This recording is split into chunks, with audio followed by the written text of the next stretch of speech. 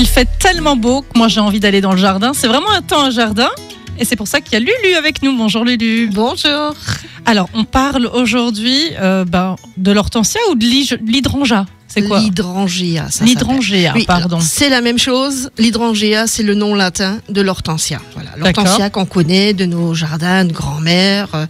Et c'est vrai que les dernières 15-20 années, il y a eu beaucoup d'autres sortes d'espèces qui ont été créées et qui résistent un peu mieux à la chaleur. Parce que les hortensias, il faut vraiment les planter sur le côté nord-nord-est. Ben voilà, moi j'ai tout fait faux.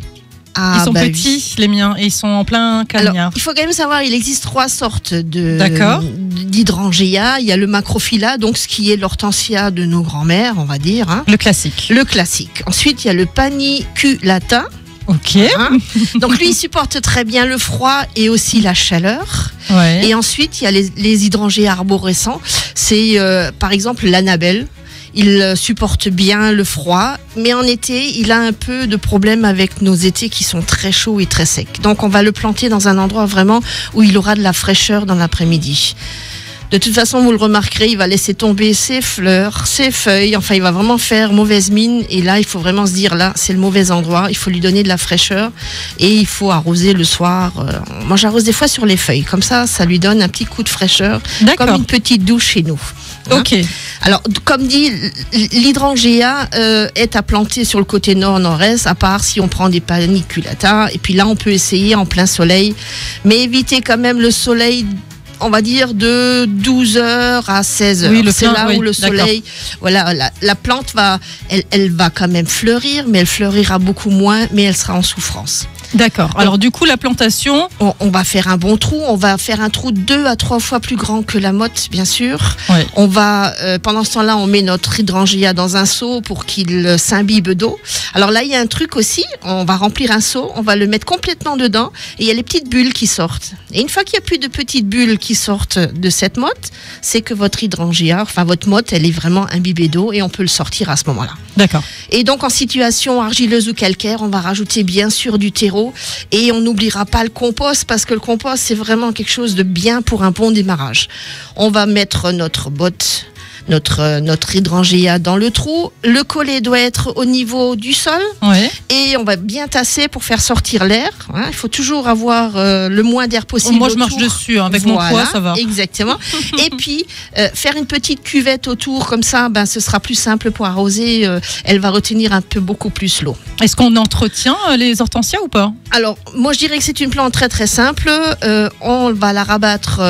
Alors je parle toujours des paniculata ou des arborescents, les tout simples. On va les rabattre au printemps à peu près à 30 cm du sol. On prend le sécateur, on coupe, on fait plus rien. Parce qu'elle va faire les fleurs sur le nouveau bois. Oui. Alors que nos hortensias de grand-mère, elles, on va juste leur couper la tête à la fin du printemps parce qu'elles font leurs fleurs sur l'ancien bois. Oui. Hein? Et puis, on peut couper en automne, on peut un peu nettoyer, mais moi je dis toujours, laissez faire la nature. En plus, vous aurez un beau spectacle en hiver parce que quand il y aura le gel, on n'en espère pas trop, mais on en aura quand même, vous avez vos têtes de paniculata qui sont vraiment, qui sont belles, qui sont givrées. Enfin, c'est un beau spectacle en hiver. Moi, j'adore. Alors maintenant, j'ai une question parce que effectivement, j'ai fait ces erreurs de planter en plein soleil. Est-ce qu'au bout de 3-4 ans, je peux quand même les déplanter, les mettre ailleurs? Voilà, on va les sortir. Oui. Tu vas faire un beau trou, tu vas mettre du bon compost, du terreau. Et ce qui est très important la première année de replantation ou de plantation, on ne va surtout pas oublier de l'arroser. D'accord. Voilà. Parce que je dois dire, j'en ai 3 copieusement. qui tirent la tronche. Ils sont pas bien plantés. Eh ben oui, ils sont en plein soleil, ils te font la gueule, c'est normal. Et après, au jardin des faïenciers de Sarreguemines, on va en profiter parce que là-bas, il y a vraiment beaucoup de sortes d'hydrangea. Et aller faire un petit tour et puis demander des petits conseils à Fabrice, le jardinier du jardin des faïenciers. Eh bien voilà. Et puis, toi aussi, tu organises des portes ouvertes dans ton jardin à toi. Voilà, j'ai un événement dans, on va dire, une semaine et demie. Voilà. Exactement, alors, c'est le 3 week-end. et 4 Voilà, du juin. 3 et 4 juin. Je participe pour la première fois à la journée nationale des rendez-vous au jardin qui est fait par le ministère de la Culture. Et donc, je me greffe sur cette manifestation pour ouvrir mon jardin. Ça fait déjà une quinzaine d'années que je fais ça. Et je dois dire que j'ai des visiteurs qui sont toujours très enchantés de voir mon jardin. Et je peux donner plein de conseils. Et puis c'est surtout voilà, une belle balade. Donc samedi et dimanche 3 et 4 juin de 10h à 18h. Voilà, et donc on le rappelle, les jardins de Lulu se trouvent à Puttelange. Exactement. 12 rue du Nartrecht. Oui, alors c'est à l'annexe de Diefenbach, c'est en prenant l'étang. Voilà, la direction de l'étang de Diefenbach. Vous arrivez en haut du gros marronnier, vous allez à gauche et puis on ne peut pas nous louper. Voilà, donc notez-vous dans vos agendas les 3 et 4 juin et nous on se retrouve dans 15 jours. Exactement, merci. Merci Lulu.